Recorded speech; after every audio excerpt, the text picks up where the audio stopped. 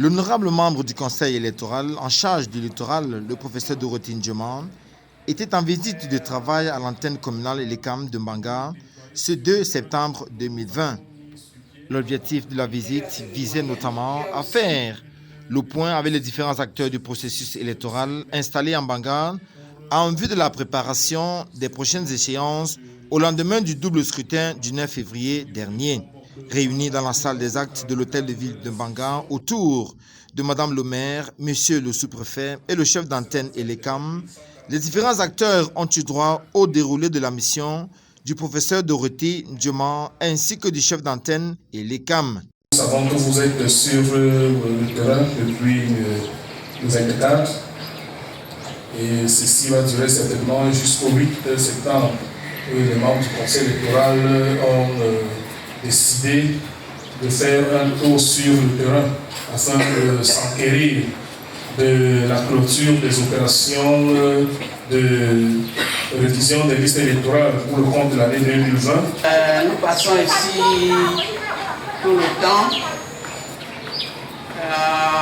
mais nous avons décidé que cette fois-ci de nous arrêter pour rencontrer les autres acteurs du processus électoral de Mongo Sud,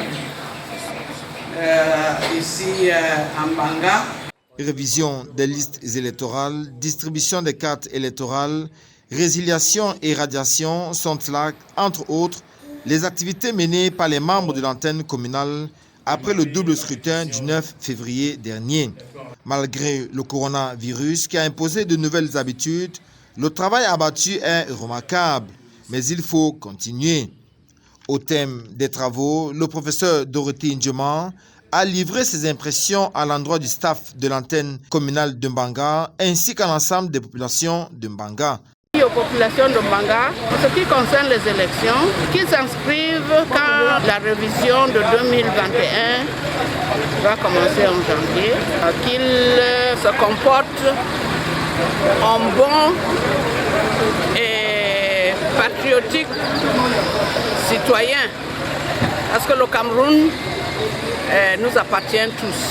Quant au chef d'antenne, il s'est satisfait du travail abattu tout en reconnaissant que tout n'a pas été parfait. Nous sommes là à la suite du membre du conseil électoral qui est venu s'enquérir de comment est-ce que cette activité s'est déroulée tout au long de cette année, donc depuis le mois d'avril.